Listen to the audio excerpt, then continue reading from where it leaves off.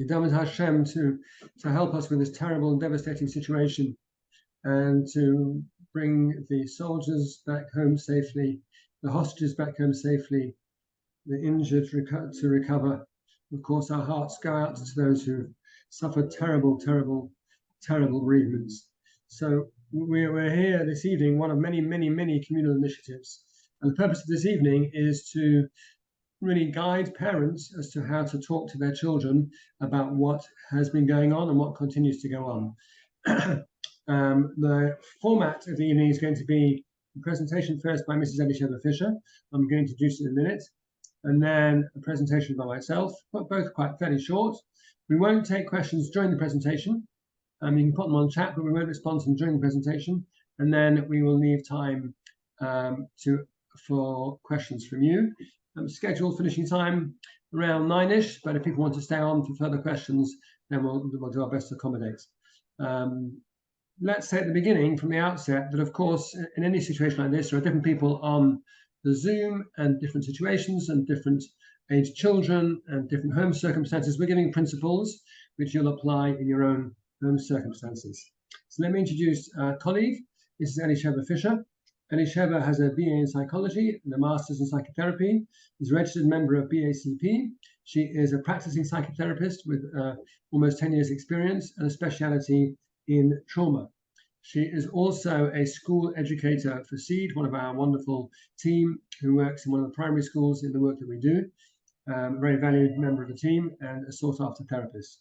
So I'm going to ask Elisheva first to speak and address the issues relating to trauma. Our focus is on parents of primary school children. Okay, thank you, Rabbi Herman. As Rabbi Herman said, these are very, very, very difficult times, very painful times, and I think all of us are going through just a roller coaster of emotions, very deep emotions, very intense emotions, and our children are going through the same. Our children are also going on their own journey, on their own roller coaster, being exposed to. I'm not sure what just happened. Someone has shared their screen without Rabbi Herman. Okay. All right, let's continue. And our children are going on their own roller coaster as well. So what we plan to do tonight is to talk a little bit about how to help our children go through this journey. The first thing that we want to start with especially primary school age children is how are we ourselves dealing with it? Because at this age, the children look to us. The children look to us of how to respond, how to react to things. Even if we don't say anything, even if we don't explicitly tell them how we're doing and what's going on for us, they feel it. They get the vibes. Children are incredibly good at picking up what we are feeling and what we're going through.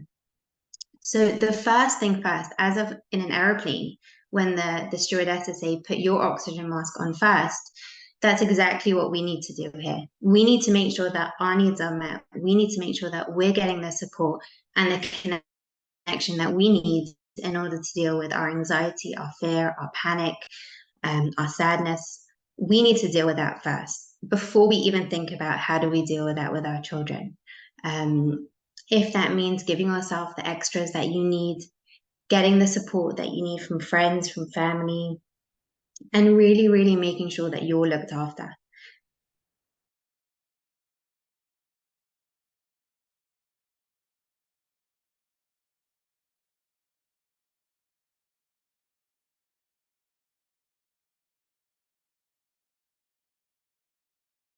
Our children on this journey so that it can maybe breed resilience as opposed to trauma. Because as we all know, because this is so horrific, this can breed trauma. A more positive experience for our children, if I can use the word positive, and we want to help them do that. So there are two main principles that I'm going to talk about.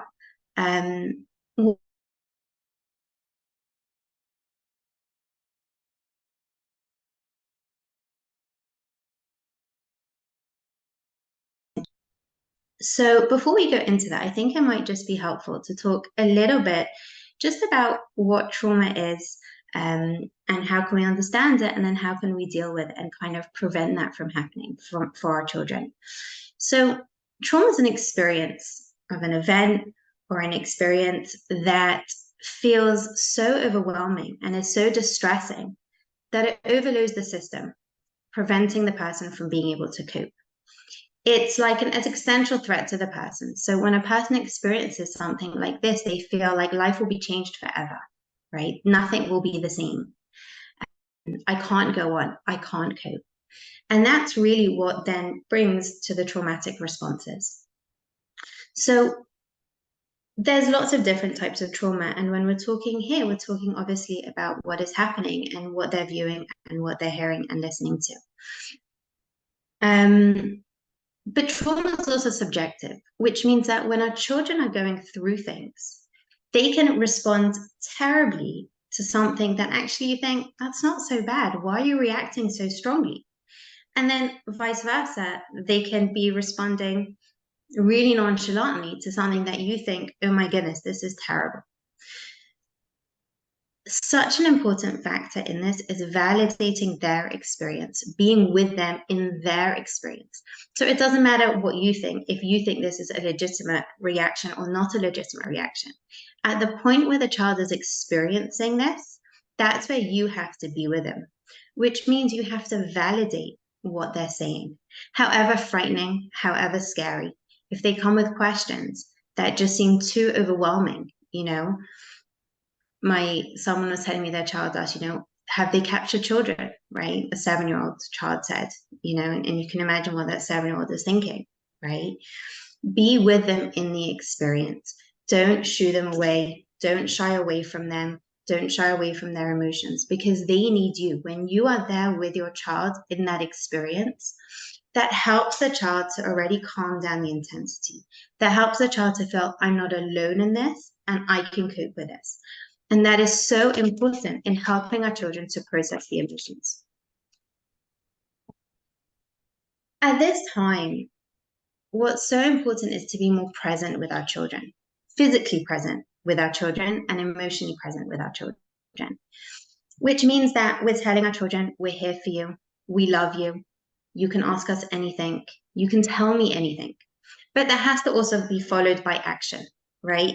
It's not good enough to say to a child, I'm here for you and be with you, and then not spend very much time with that child, or, be on your phone or be talking or be out, very long hours.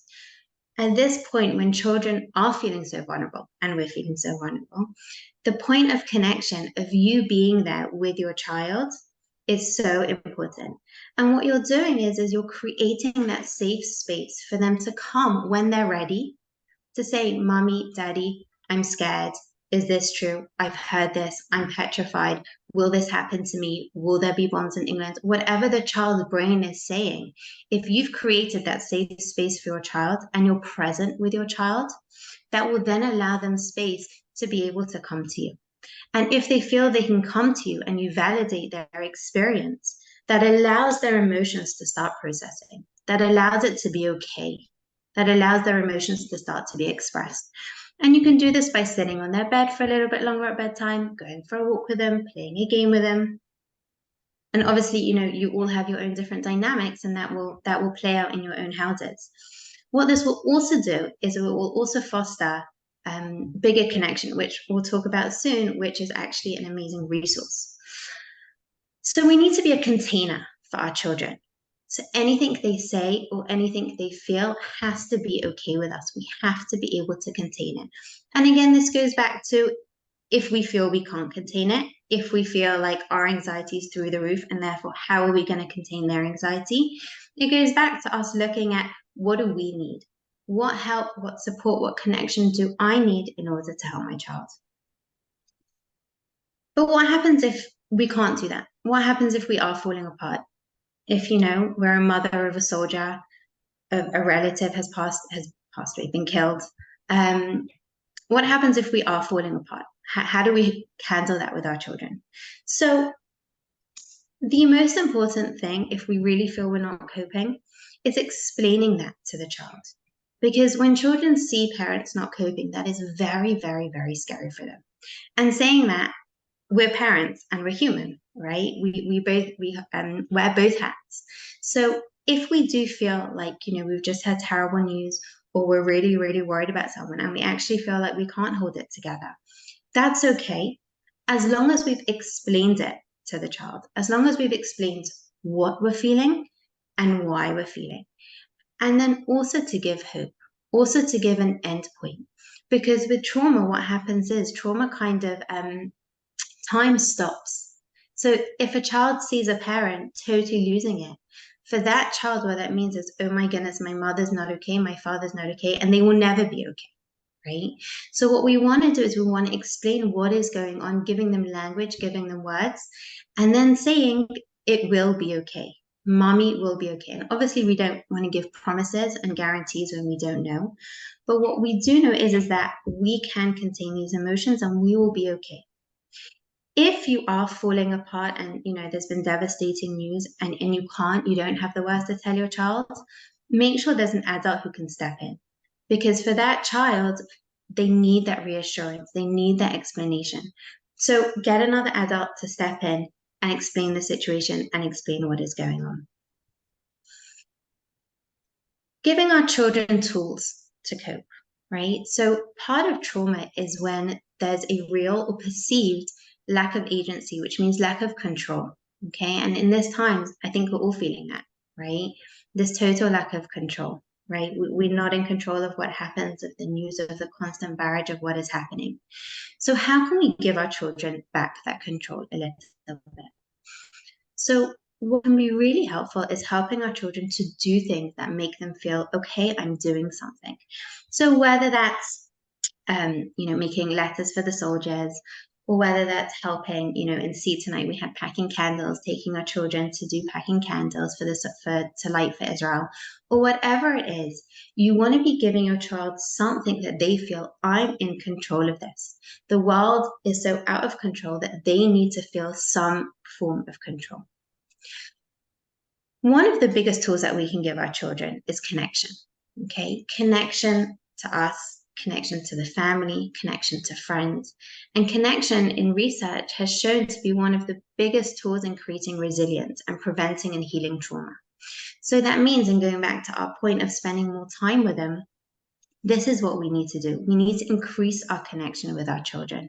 Again, whatever that looks like in your house, the more you increase connection, the more you talk with them, you play with them, you're physically affectionate with them, the more that's going to help bolster them so that they can feel supported and not alone in this journey. Doing meaningful acts, that's another thing that can be really, really important in this time. And again, like I mentioned before, sending money, packing clothes. When a child feels they're doing something meaningful, that is also really, really important. We also want to help our children manage their anxiety. Okay, we want to give them skills and tools that when they're feeling so overwhelmed, when they're feeling so anxious, they've got something to pull at. They've got something to say, okay, I can do this. And as parents, our role is to support them in that, to help them in that. So what would that look like? That would look like teaching them some deep breathing, right? So, there's a very kid-friendly deep breathing thing of smelling the flowers and blowing out the candles, right? So smelling the flowers, breathe out the candles, and actually teaching your child deep breathing. I know for some people it works, some people it doesn't, but if you do like it and if it does work for you and you feel you can give that over to your children, deep breathing is an incredible way to really lower the anxiety in the nervous system. And what it actually does is it actually allows the nervous system to really relax and really kind of calm down. Taking a mindful walk with your child. So going out for a walk, pointing to all the sensory stuff that you can see. Anything sensory that grounds a child, grounds anxiety, is very, very important. Using Play-Doh, right? That's also anything that the child can touch, can smell, can see. When a child is feeling anxious and their nervous system is alert and hyper alert, you want to do things to calm down the system. Okay, so that's another thing that children can do. Another thing can be expressive, right? So anything expressive, writing, drawing, painting, creating music, using creativity to help a child to process their emotions is crucial. I was talking to someone in Israel, and she said that her children were drawing pictures for the soldiers, but they were really dark pictures. And she said to them, "You can't give those to the soldiers." And then she kind of caught herself, and she realized that this was her children expressing themselves. Her children had been through sirens. Her children had been through rockets. This was her children's way of processing their emotions. So she let her children draw those pictures, and then they drew other pictures for the soldiers. But these are ways to allow the processing of emotions to happen.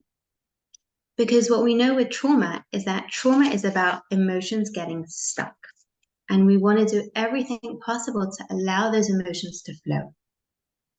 Another thing that can be very helpful in creating resilience and preventing less trauma is maintaining normal routines and normal life as much as possible. And obviously that caveat of as much as possible, because obviously, different circumstances, normal routines can be disrupted, and that's okay as well. But when there's a normal routine and children know what to expect, I get up in the morning, I have breakfast, I go to school, I come back. That routine, that normality helps them to, again, just stay within the realms of kind of normal emotional regulation. And saying all this, right? Sometimes it's okay for them to sit in sadness. And sometimes, obviously age appropriately, sometimes for them to see us sit in painful feelings is actually also really important. Now, it's important that it's not all the time, but once in a while, for them to be able to sit with that emotion, "Mommy, I'm really sad," and for you to sit with that is also really important, because you're teaching them that if we can sit with a painful emotion and not run away from it and not distract from it, and again, once in a while, this will teach them that they can sit with an emotion and it won't break them. So many times with trauma, the after effects of trauma, of avoidance, of distracting, of addiction, or whatever it is, on the extreme side, is because they can't sit with painful emotions. So if you can start teaching your children from a very young age that actually it's okay to sit sometimes with sadness or sometimes with fear, and we can sit with it and it won't break us. And I think that's also a really vital lesson that we can give our children. So I'm going to just talk a little bit about the impact of trauma very quickly. I'm looking at the time. Just because there's as our kids are going through this, we want to just keep a watch on our kids. Now, obviously, in this circumstances, as it's so abnormal times, there are obviously room for abnormal behaviors, right? We're not expecting anyone to be acting the same as they usually are, right? We're not the same and they're not the same. Saying that, we want to make sure that our children are kind of within the range of abnormal behaviors, right? And we want to make sure that we're watching out, that if there is anything that we should be catching it sooner rather than later. So there are two main categories, and obviously lots in between, but there are two main categories of behaviors that we should be watching out for to see if our child is reacting to this in a traumatic way. One is if a child is acting out, is becoming more aggressive, is a lot more anxious. Their nervous system is hyper alert, right? Now, again, obviously, this is normal for a child to be a little bit more aggressive, maybe, and at the younger ages, or for children to be more fearful or more anxious. But again, we'll talk about how to see what is within the normal ranges and what isn't. So there's hyper alert, and then there's hypo alert, where the child goes into a state of a more depressive state. So they're withdrawn, they're in their room a lot, they're not talking very much, they've got a very sullen face, okay? And that's kind of the second state of the system kind of shuts down, right? The system kind of goes into a freezer and shuts down. So how can we tell, right, if it's something that, hang on a minute, maybe this is above what I should be expecting right now, right? Because again, we're expecting a range because this is such abnormal times. But how do we know this feels like a bit more, right? So there's a scale that we use that is very accessible. And as you think about it, obviously for everyone, this will look different. But the scale is FDI, frequency, duration, intensity. How often, let's pick anxiety, for example, how often is the child anxious? For how long is the child anxious? And what's the intensity of the anxiety? Now, you as parents, you're experts in your children. You know your child.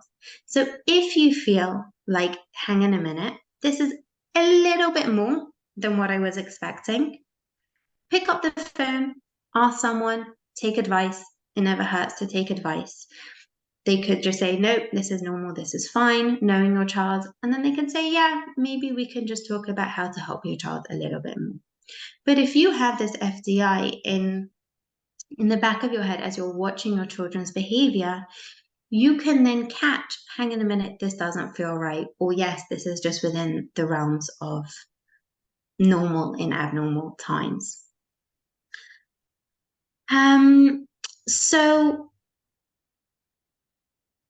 to sum up everything we've said, okay, is that looking after ourselves is paramount, right? We can't help our children if we haven't helped ourselves first.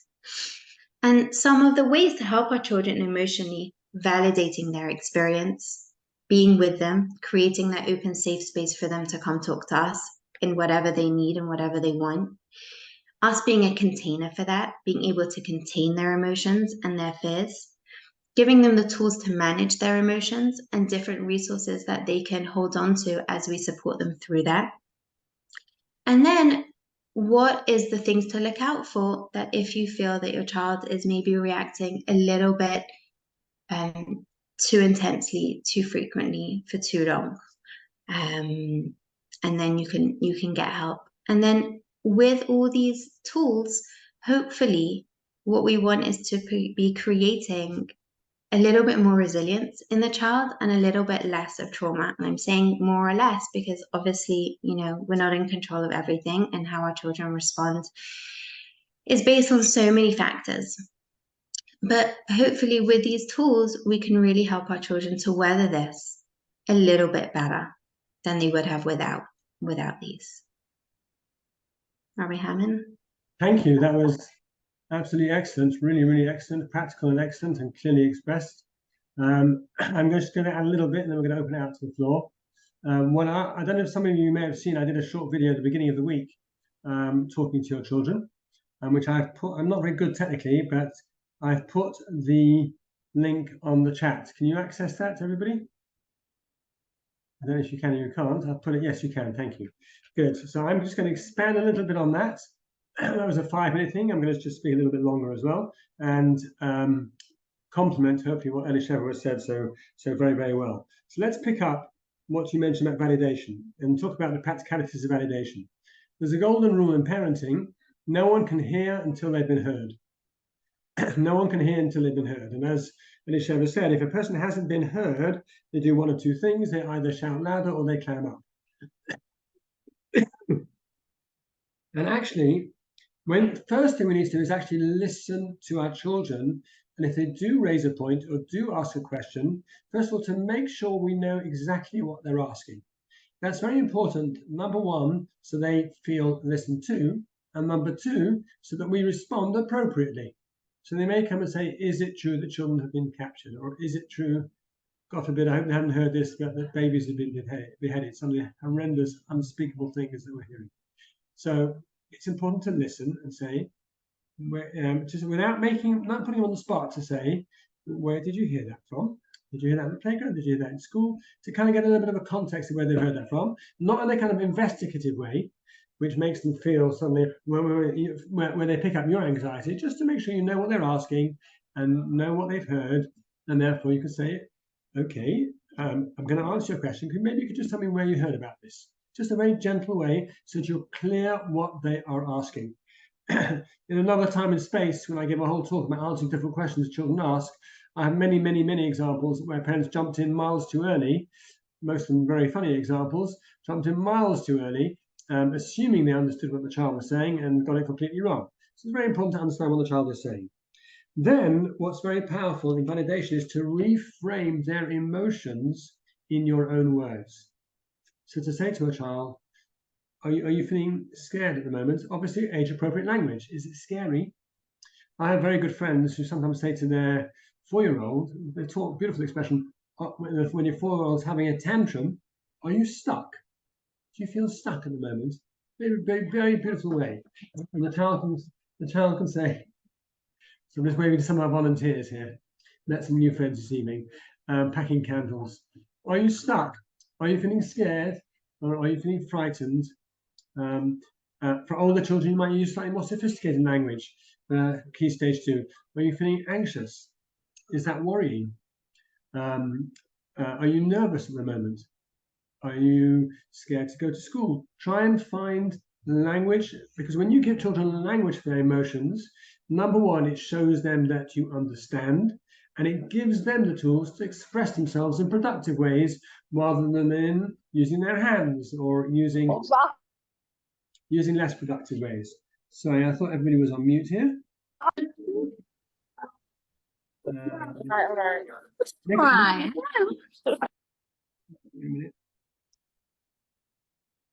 Thank you. Okay. Now remember, of course, that just because you're ready to listen doesn't mean the child is ready to talk. Often the child will come home and you might want to talk to them because you've got time now, doesn't mean they're in the right space to talk. Sometimes, especially when they come home from school and they need to chill out, then you need to find the right space to talk to them. So for example, it might well be that they don't want to talk when you want to talk. But when you're doing some kind of parallel activity, you're doing some baking or you're taking them out for some shopping. I know as a kid, one of my greatest treats was to go to the car wash with my father. That was a fantastic treat to go to the car wash, and we were chatting in the car the whole experience, and normally forget to take the aerial off before we went into the car wash, and ended up replacing the aerial, etc., etc. But it was an opportunity just when we weren't actually sitting down and talking. We were just together, and they gave a chance to talk. And some children will be much better at that, as Elisheva said. Maybe when you're sitting on their bed at night or whatever it is, they then start talking. Or maybe when you want to go to bed, they then start talking. Look for when they give you an opening. Sometimes children will test you to see if you really are able to listen to them. They'll come in when you're busy doing a piece of work, whatever it is, or trying to get to a deadline, and they'll make a comment, and they often will be testing you to find out whether you really are available to talk. Now, at this point in time, this moment we're at, in current circumstances, it's so vital that they feel that you are ready for them. So I'm just going to check that I'm doing things right here because I'm also hosting. Sorry. So if your child comes in the middle of a piece of work or middle of learning or middle of something and says, I heard such horrible things today, you literally need to down tools, stop what you're doing, and they become priority. If you're on the phone, I'm sorry, can I call you back because just got something immediate and important to deal with. In the moment when they are asking us to speak, we've got to be there to listen. Also important, once we've had good conversations with them, to find the chance to check back in. It may be the next day. Have you had any more thoughts about what we were talking about? Maybe on the way to shul and Shabbat, or maybe when you're shopping. Did you give any more thoughts? Our conversation the other day, was there anything else you wanted to ask me? Important. And as Elisheva said, all emotions are valid. It may shock you that some children, I'm going to say this, even though it's quite difficult to say, that some children may even be fascinated by some of the macabre things that are going on, which would be very bizarre and strange for us. And of course, it means they're lacking a certain degree of emotional maturity, because we should be horrified, not fascinated. But we mustn't be shocked at their reaction. They're dealing with unspeakable things that they never heard of before, and different children deal with it different ways. So ultimately, it's non-judgmental listening. I said this in the video. I just want to reinforce it. Children feel reassured when we tell them the truth. When they feel we're hiding something from them, then they worry about what we're hiding. And it's much better to say, as I said to my own children a couple of times this week who are older, I actually don't know. I don't know. One of my children asked me, how long do you think this is going to last? I said, I don't know. I'm unable to say, I don't know. I know that it will pass, and we've been through difficult periods before, and we've come through them. I can't tell you exactly, because I don't know. It's much better to say, well, I'm sure it'll be over in a couple of weeks. I hope it will be, but I don't know. So an honest I don't know goes on much better than trying to fob them off, because they pick up when you fob them off, and it might backfire.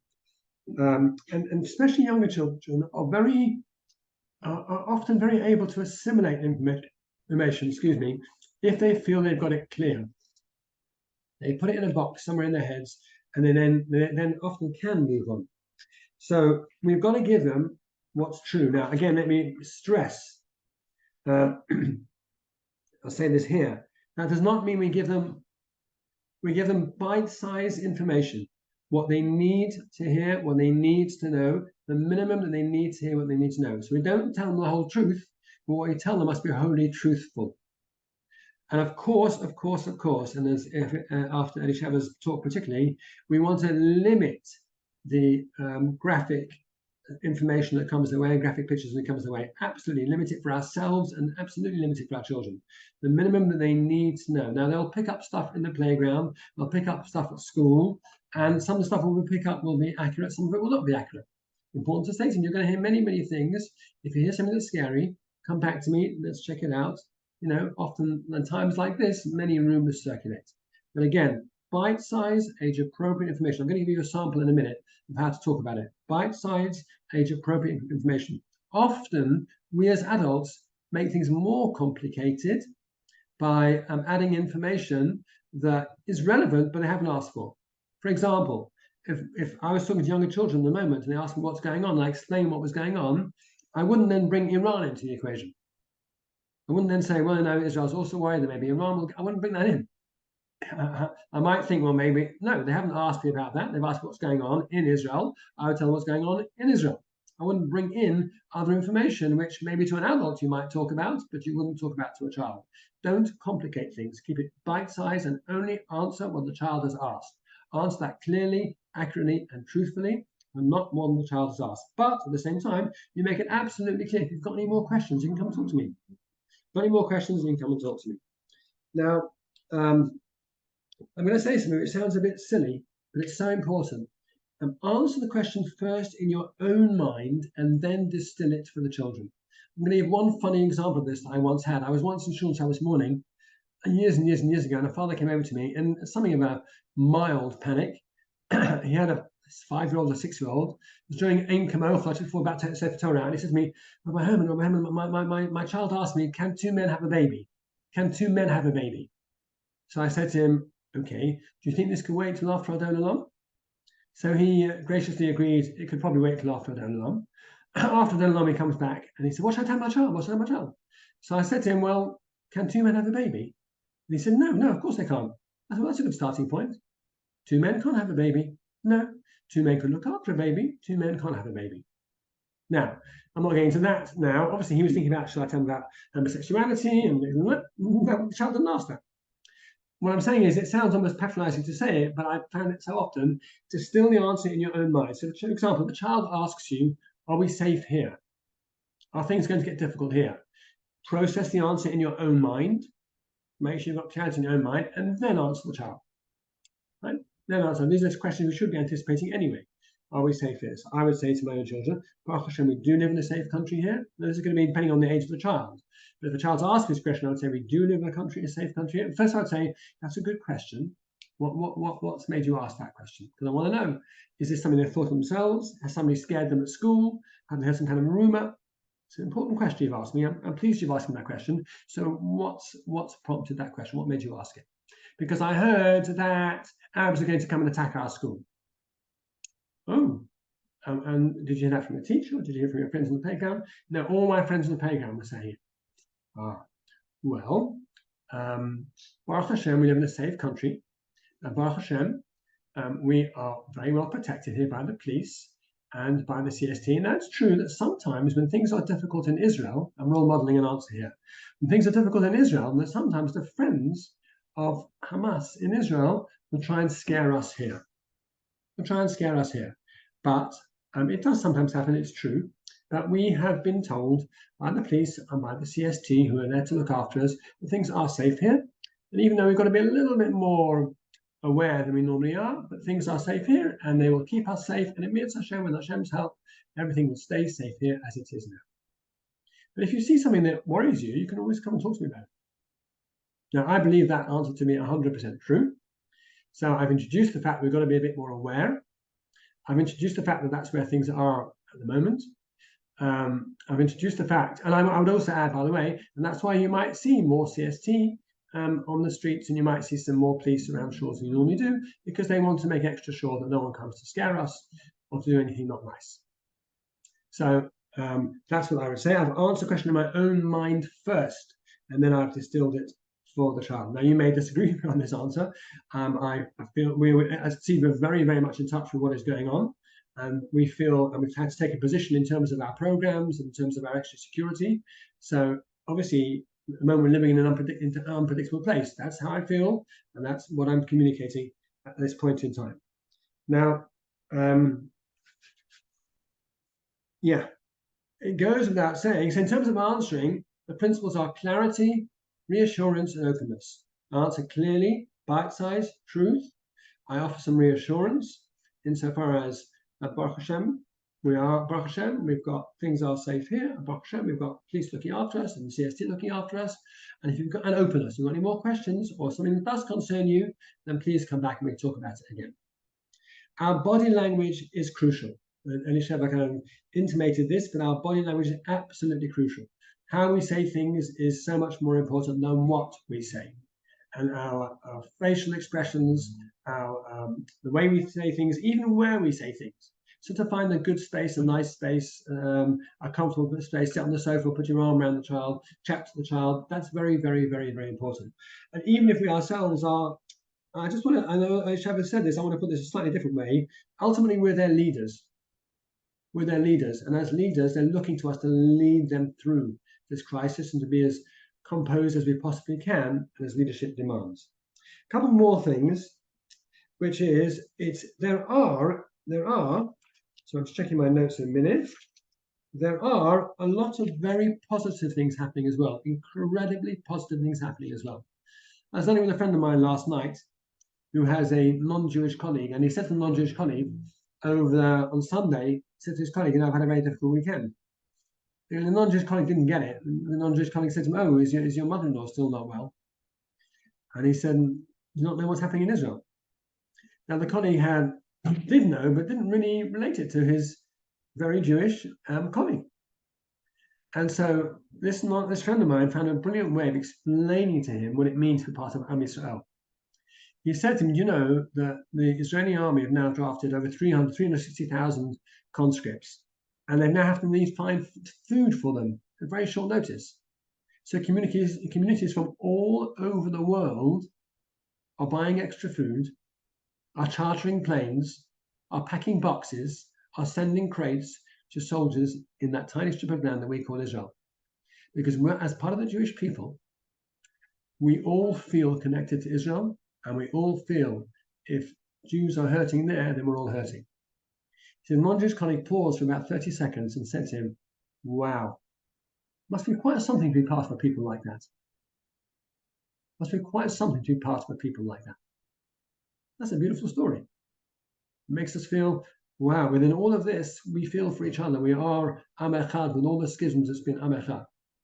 There are some fantastic videos going around of the chesed that's being done, of the energy that's being done, the generosity that's being done. So I think it's very important, especially over Shabbat, to try and research a couple of really positive stories and positive videos and show those for the Shabbat table. Just as you have to verify it, I heard it from a reliable source of a gentleman who's of the Haredi persuasion, the Orthodox persuasion, who was standing at the El Al desk in America. And anybody that was going back to Israel and was being conscripted, he covered their ticket. He covered their ticket. He wanted to be a part of what they were doing. There's some unbelievable stories happening, and so important to make our children feel, wow, we're part of something so much bigger than all of this. And so much greater, I should say, so much more positive than all of this. Okay. Yeah. So now let's talk about a little bit about how you would actually say it. Now, obviously, our children have heard a lot already, but if I had to explain from the outset, let's say to young children, to very, very young children, obviously they don't know the details, but they pick up the vibes. But children in reception key stage 1, so I will explain there's a group of Arabs in Israel who are called Hamas or terrorists, and sadly, they don't want the Jewish people to live in Israel. That's why they've been hurting us, and that's why they've been damaging houses and doing some terrible, terrible things. Very simple language, very uncomplicated language, and that's why we're worried, and that's why we're sad, and that's why we're concerned, and that's why we're davening extra hard for Hashem to look after us. To older children, key stage 2, I think older children, we've got some very, very experienced teachers here on this Zoom, and I think older children do well when they get a bit more detail. So I personally would take out a map. I would show them where Gaza is. I would show them that most of the fighting is on the borders, even though there have been sirens, of course, in central Israel because there have been rockets fired in central Israel, but the actual face-to-face combat, if you like, is in the borders. I would explain to them where it's happening, and then, of course, they will already know that people have been killed and injured and taken hostage. And I would explain that this is what Hamas is. It's unimaginable what they're doing and how cruel they've been. I would also explain to them, as I've said already, that yes, there are always concerns when this happens that friends of Hamas here might try and scare us. There's been some vandalism this week, as some of them may have heard. I wouldn't tell them if they hadn't heard. If they have heard, then I would, yes, corroborate that information. But Baruch Hashem, I'd come back to, we are being well looked after and extra protection. And it's safe to go to school and to go to shul. And if things change, we'll get advice as to how to go about it, and we'll follow that advice. So you can be confident that we are on top of things, and we're going to, Yitzhak Hashem, come through this together. 3 things to finish off with. Well, 2 things, because Elisheva covered one very beautifully. As a Jewish people, we are so powerfully committed to the idea that we are Am Echad, one people, and that although battles are fought here on earth, the outcome is determined in Shamayim, in heaven. And therefore, the spiritual strength of the Jewish people is vital. In the last battle that Moses fought, he conscripted 3,000 men from each tribe, 1,000 to fight, 1,000 to look after the supplies, and 1,000 conscripted to pray. So whilst, of course, we need the heroic soldiers of the IDF, they need us too to raise our spiritual game. They need us too. And I believe with every fiber of my being that if I daven a little bit harder, if I try a little bit harder, I'm strengthening the Jewish people across the globe. So whatever your level is, and we've got probably quite a range on this Zoom meeting, whatever your level is, each one of us can do a little bit more. Whether it's, an extra paragraph before our children go to bed, or an extra bracha in the morning, or something extra over Shabbat, whatever it is, we can raise our spiritual bar, and it's vital. As well as giving and donating, we can raise our spiritual bar and engage our children in that. And finally, but just to reiterate what Elisheva said, 2 things finally, sorry. To share a vision of the future. I was talking to my children this week and saying, I remember when we went through, a bit young for the Yom Kippur War, I just about remember it, the intifadas and how horrendous they were. And as I said to one of my children last night, we thought that COVID would never end. At one stage, I felt that COVID would never end and we'd be in lockdown forever. And thank God we came through that. These are very, very difficult times. But please God, things will return to normal, and things will normal. I mean, obviously for some families, they'll never be normal again, but in the same way. But things will settle down and life will get back to a more even keel. Of course it will, and there will be happier times ahead. And we have to come through this together. And we will come through this together. To give them a positive vision of the future is vital. Which brings me to the final point, which is, whilst I'm big on routines, and they're important, times like this call for some exceptional distractions here and there. Assuming we've done all the important validation and we've put all that in place, then we need some occasional distractions. Whether it's, an extra treat of some sort, or whether it's, a takeaway or something, or whether it's to let them step a little bit later to watch a film. It's so important that they don't live in a war zone in a constant time. Their children, they can't handle that. As one Israeli psychologist put it, I saw an article today in terms of referencing the graphic images. I'm going to quote it. This is crueler than our souls can contain. Recommending people do not fill their minds with these graphic images, because this is crueler than our souls to contain. We need to look after our own souls, as almost as though it's a separate entity, and protect our own souls. Here too, our children have little souls. They're little people. They have little souls. They can't contain all of this pain and worry the whole time. They cannot. Of course they cannot. So we need to maintain their routine and allow them to play and watch what they watch and do what they do. And every so often, even as a family, even if we don't feel up to it, in order to enable our children to keep coping, it's important that, we do some nice things too. Obviously, they're going to be sensible and appropriate, but nice things too. And a couple of treats along the way, distractions along the way, very, very, very important, because they've only got little souls and we're here to nurture their souls. So I'm now going to open it out to the floor. I'll just see if we've got any questions on chat to start off with. No. So open it out to the floor or questions on chat. Your comments or questions are more than welcome. So just unmute yourselves, which I think you can do.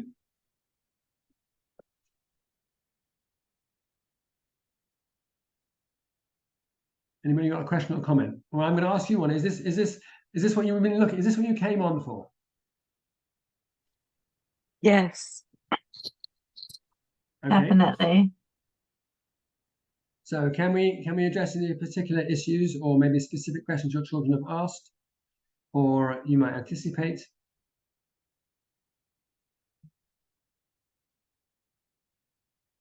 It's okay if not, but now's the opportunity. Anyone going to be brave and start off? Hold on, we have a question. Yeah, sure. Thank you, Michelle. Hello, hi Rabbi. Hi Elisheva. So our daughter in Key Stage 1 heard lots of things from another child who clearly had been exposed to lots of information not suitable for a 6-year-old. Right. And therefore kind of got quite scared because she was told that terrible things were going to happen. Any thoughts about kind of how you deal with that after the fact? Okay, so I'm going to say something. I'm going to invite Elisheva to say something. Is that okay? First of all, let's also address as a question on chat. Both will link, which is my daughter's in year 1. She hasn't heard anything yet or asked anything. Should we be volunteering information? Which is a great question. Maybe my general rule of thumb is I prefer for my children to hear things on my terms. So whilst we don't want to tell them what they don't need to hear, if we feel it's inevitable for them to hear, I prefer for them to hear it from me first and for me to frame what they're then going to hear. So in terms of a child in year 1, it will very, very much depend on the school that they're in. Very much depend on the school that they're in. So I don't know who's asking the question, but it'll depend on the school they're in. If you feel in the school that they're in, they are going to hear, it's only a question of time, then I would prefer to volunteer some information. So you may have, I don't know if you've heard yet, but you know that in the moment, keep it very bite-sized, very simple.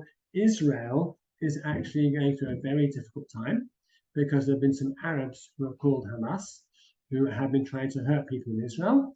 And that's why we're dabbling a little bit extra hard. And that's why some people are a little bit worried about the moment with regard to relations in Israel. You might hear a bit about it. If you've got any questions, you can always come and talk to me about it. Very, very simple. At least when they hear about it, they then got a frame of reference. They can come back to me. That's number one. In terms of after they've heard things they shouldn't have heard. So I'll just say a couple of things and hand back to Elisheva. Is that okay, Elisheva? I would say that after they've heard, again, you follow through this process. Ask them what they've heard, very nicely, very gently, not an interrogation way. Ask them what they've heard, and then you're going to have to put it in this context and try and frame it for them, and try and sift what's true and what's not true, and try and put it in an age-appropriate way that'll be appropriate for a 6-year-old. I think once they've heard, you have to step in to help them process the information and to give them the reassurance that they need. See, the problem is also, if we don't talk to them when they've heard things, they may think for some reason they can't talk to us. Whereas if we give them the opening to talk to us, then we're there to reassure them. That's what I'm going to say. I'm going to invite Elisheva to comment here as well. Yeah, I think one of the most important factors in this communication is trust. So we want our children to trust us because the trust between a parent and a child is sacrosanct. We want our children to feel that they can trust us with the information that we give them, and they can trust us in that we will tell them things. So if you know that they're going to hear things on the outside, and I'm pretty sure most kids will hear things, you want to make sure that either you're getting there first, right? And just explaining, as Rabbi Herman said, in very, very simple terms, what's going on, because that already develops that trust. Okay, mommy's telling me something, and then if I hear it, I can go back and ask her. And you're developing those lines of communication. What I've said to my kids, which I also think is really important, is please come tell me everything you hear so that I can actually verify if it's true or not true. My son came and said, Mommy, I heard there was 2,000 hostages. Which I said there were hostages. I didn't even know that he knew that there was hostages. And I explained what that meant. But there's not 2,000. And what you want to do is you want to develop the trust between you and the child. And then when the child has heard things that are too much, that are just not age appropriate, you want to be doing the validating. You want to be figuring out what emotions are they going through at that point with all the information they've heard. And then you want to help them process it. Like we've said, sit them down and say, do you want to draw? Do you want to draw what you're feeling? Or even just don't even ask them. Just say, let's draw together. And see what they draw, see how they process. Do you want to play a game together?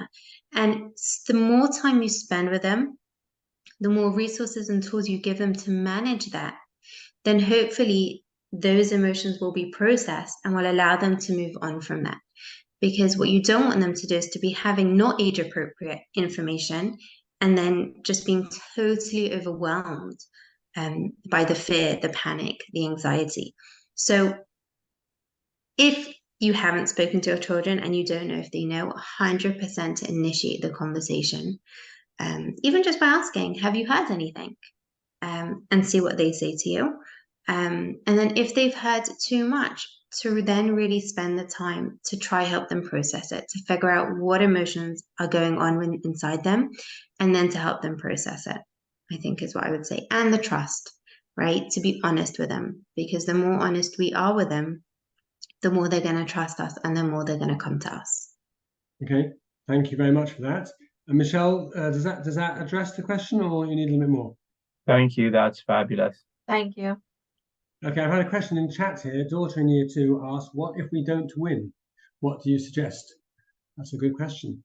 Well, again, following my own rules, let's think about how I think about it as an adult before I distill it as a child. Maybe we'll do a little bit of role play here. Anyone like to suggest how you might answer this question?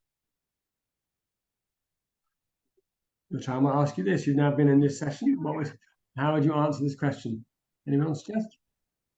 I would say something. I mean, I think it's a really hard one because you also want them to have empathy. And I don't really know what winning means in this case, right?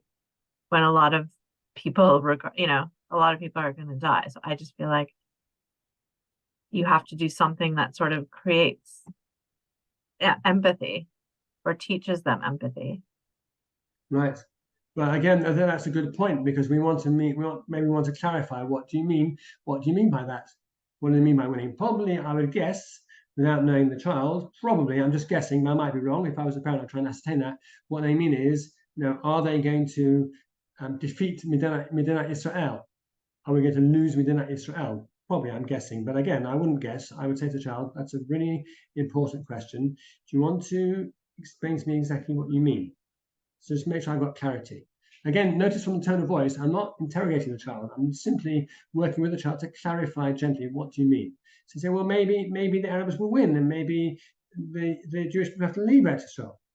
Oh, I see. Is that what you mean? Okay. So let me explain to you. Now, again, how do I think about it in my own mind? I mean, it's almost unthinkable that Klal Yisrael and Eretz Israel, with Hashem's help, won't win. It's almost unthinkable. So I would explain to them, well, you have to understand that although, let me explain to you that Hamas it's not a country, it's a group, and it's a terrible group. They've done some terrible, terrible, terrible things. But Israel has an army, a very big army, and Israel has tremendous weapons and tools, and Israel has support from other countries, and above all, Israel has Hashem on their side. Israel has Hashem on their side. So I personally would say, I'm sure, with Hashem and Hashem's help, Israel will win. And I will also explain to them that this isn't not as though Hamas have taken. I mean, they took control of Eretz Moshavim, but it's not as though Hamas have taken territory or taken control of land or taken control of any cities. So I'll explain to them, although we're calling this a war, and that's probably where the terminology is confusing. It may well be that a child associates the term war with Second World War, or with war where territory is at stake, an existential war. So I'll explain to them this is not that type of war. We don't mean it's not that type of war. We're using the term war because they're fighting against each other, and this is very serious. But it's not a war where really the land of Israel is going to be taken by the Arabs. So I'm not worried. I would say to them that the Arabs are going to take over Israel. We're not worried about that. We're worried about the Jewish people should be safe. I think, Michelle, you make a very important point. Really, we don't want anybody to be hurt. Of course, we don't want anybody to be hurt. And it's very sad that when things like this happen, that people who don't want the war to happen at all get hurt. And we don't want that. But I'm not worried that Eretz Israel is going to be lost. Baruch Hashem, we have a strong army, and above all, we have Hashem with us. That's how I would respond to it. Because that's again, as I see it as an adult, that's how I would respond. Elisheva, you want to come in on this one? Anything do you want to add, or? Sorry. I think that's what you said, meaning it is a very difficult question. And sometimes I think we can be honest and we can say, we really, really hope that won't happen, that we will win in whatever winning means. But you can say that you hope for that as well. I think being very real with our children, obviously age appropriately, but kind of saying, I totally get that, right? Validating that even the question, there is a fear of, what happens if, right? The famous if. And I think when the child sees that you're real and you're validating that fear, I think that's also important, kind of going beneath the question to the emotion of the question, which is fear, which is, panic and anxiety of, what happens, right? If. So validating the emotion behind the question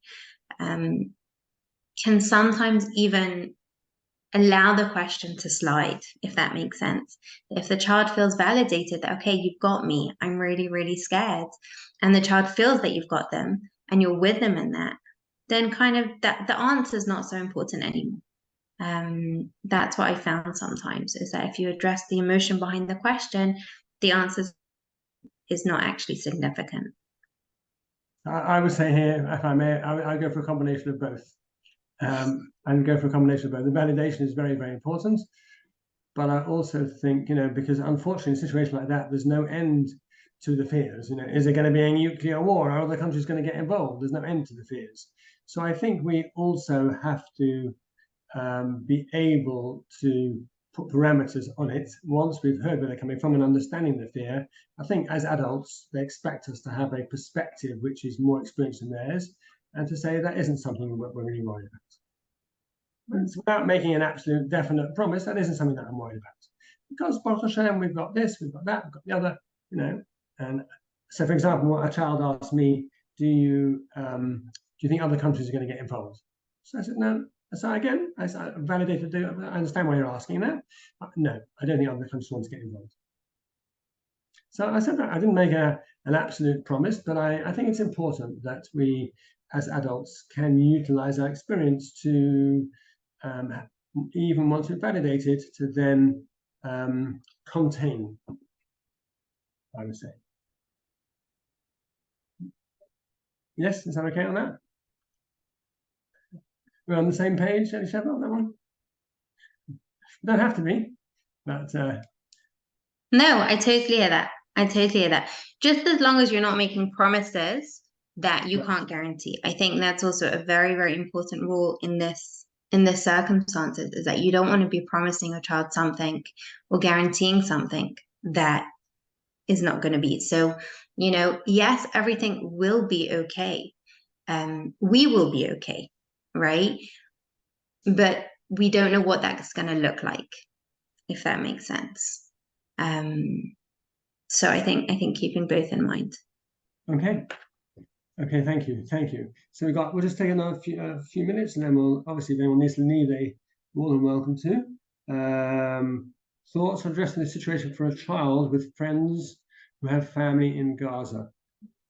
again, it's following the same principles. It's following exactly the same principles. For a family in Gaza, it's following exactly the same principles. You've got to be honest. You've got to be real. You've got to hear the child. It's the application of everything we've been talking about in the situation. You may explain to your child that therefore, if they've got friends who've got family in Gaza, then they need to be extra present for their friends, depending on the age of the child, extra nice to their friends, extra understanding of their friends, daven for their friends. But in essence, it's going to be the application of everything we've said so far, but more relevant because it is more relevant, I would say. Okay, what if children have heard some very gruesome details in the news, babies being beheaded? Elisheva, you want to come in on this one? So I think what we said about helping the child to process that, because the quote that Rabbi Herman said of this information is too cruel and too big, for us to contain, even as adults. And for children, what does that mean for their emotional health of hearing something like this? So we as the parents need to help them process that. So again, we can't say it's not true, because it is true. We can't lie to them. But we have to help them to process that, to process what that means for them, what has that triggered in them, and to really give them the tools to try and manage that. Again, helping them express themselves through creativity, teaching them the deep breathing or the anxiety management when they think of that. What does that bring up in them as they think of that? What happens inside them? All those type of tools that we've spoken about to really help them to process that information. Connection, you just sitting with them and saying that's really, really, really scary to hear that, right? And trying to contain them, right? It's horrible to hear that, and just being with them in that experience and then helping them to process it. Giving them lots of hugs, as I spoke about, physical affection can also really be helpful. Again, depending on your dynamics, depending on the child, but what we know is that connection really, really helps prevent and heal trauma. So the more your child is hearing things and is exposed to things, the higher the higher the level of maybe trauma. And you want to really try to prevent that and help that. So using all the tools that we've spoken about to really process that. But if you know that your child has heard something, to be more deliberate about it, and to really be on it, and to watch out for them more, to watch their behavior more. Is their behavior changing drastically? Are they not going to sleep at night? Are they not eating properly?